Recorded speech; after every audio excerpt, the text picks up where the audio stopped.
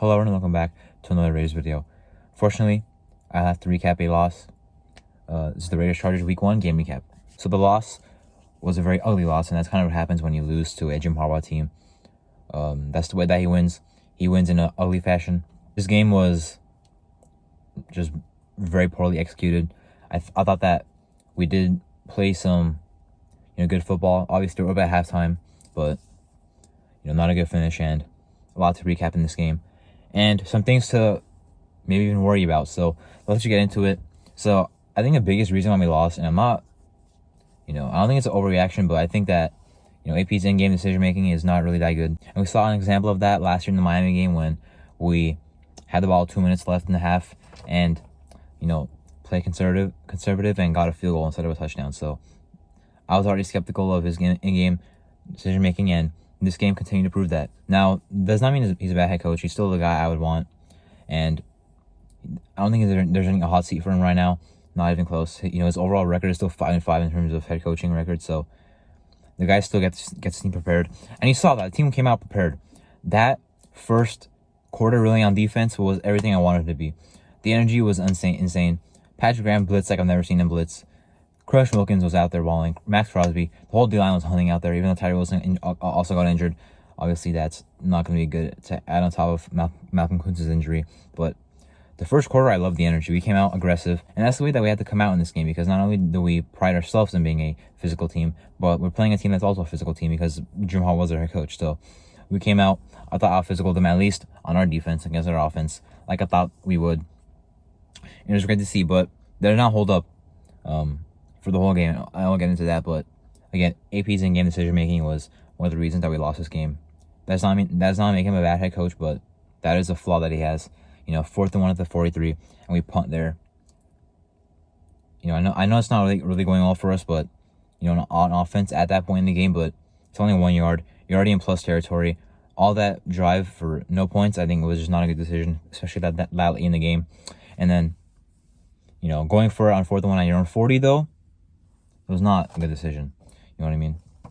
So those decisions were not good, and might be the reason we lost, as well as some other stuff. Now, the execution, as I mentioned, was really bad in this game. We shot ourselves in the foot way too much. I mean, this is a game that we controlled the first half. Even the third quarter, we still had a chance to take the lead, and the fourth quarter they dominated. So, I'll give credit to the Chargers team. They played better than I thought, but they're not a good team. I don't care what their fan base wants to say. Jim Harbaugh's great, but their team is still horrible, as I thought it'd be. They couldn't pass the ball down the field at all. Even in the first 3 quarters, they kind of run the ball, which is supposed to be their whole identity. Finally, in the fourth quarter, they did some stuff on the ground, but their defense still not, their defense played better than I thought, but that is not a talented team that we lost to. That is still a bad team. And like I said in the preview, if we were a team that claims to be as good as we think, then we should have gone out there and beat them. And we were actually controlling this game in the first half as well. We had the ball, 7-3, and the Chargers' 48-yard line, running the clock out, and we got the ball to start the second half. That was a really good situation to be in, because you already have the lead. You are pretty close to field goal range to at least add points and shoot the clock so they don't get the ball to do anything. And we get the ball to start the second half. And what happens? A really costly mistake. There's not anything to do with the Chargers defense, because they got lucky. That Gardner Minshew pulled off some, I don't even know what that is, backyard football mistake. And there was a fumble. Horrible play. They picked it up. Our defense luckily still held them to a field goal. In the first half, they had 6 points. The first time was when we didn't get it on 4th and 1. They got the ball at our 40-yard line. We forced a field goal. The other time, they got the ball at our 12-yard line. We forced a field goal. In my mind, the defense pitched the shit out in the first half. Those Chargers 2 field goals had nothing to do with their offense. That was our offense messing up. Again, this Chargers team is not good. I'll continue to say that. However, we played very bad in this game, and it's not a good sight to see, because, again, really good situation to be in. All of a sudden, it's 7-6 going into halftime, instead of at least 7-3, maybe more than that. But a really bad situation there.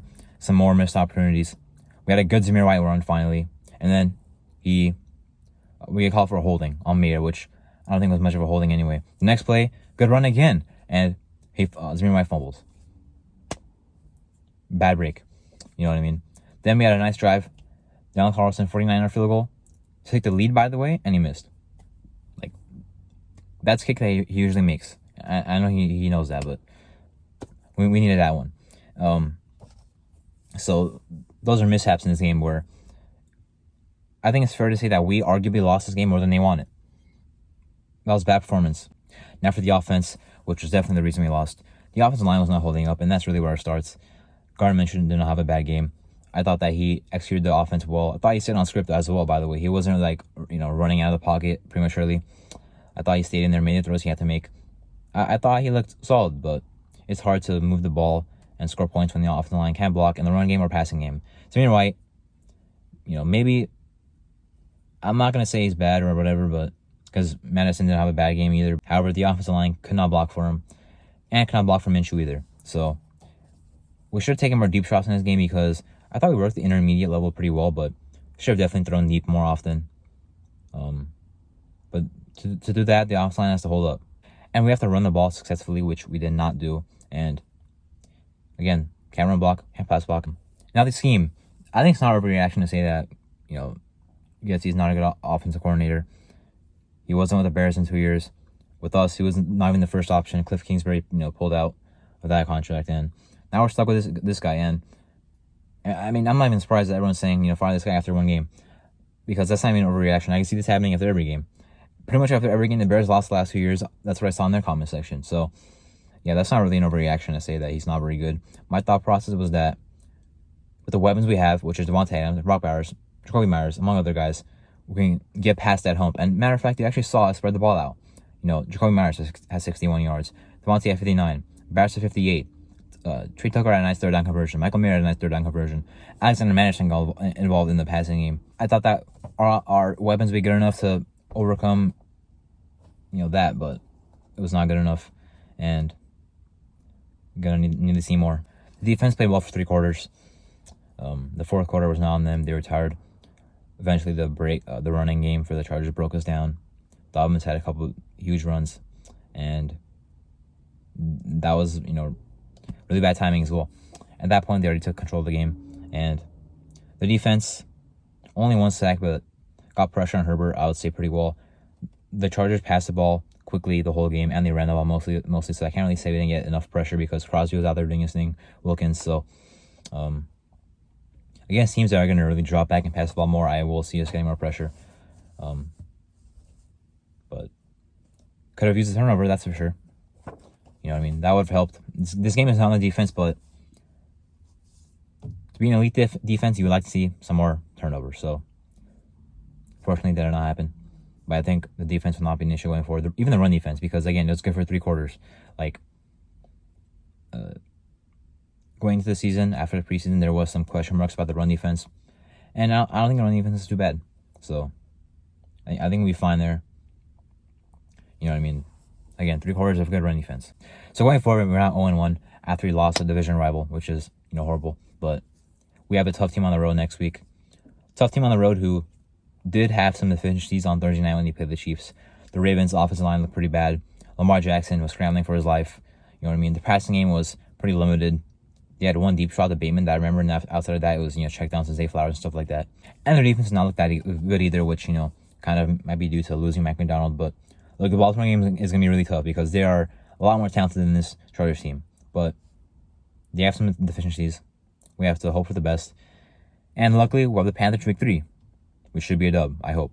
But anyway, that was my Raiders Chargers Week 1 game recap. I'm Martin, and thank you for watching.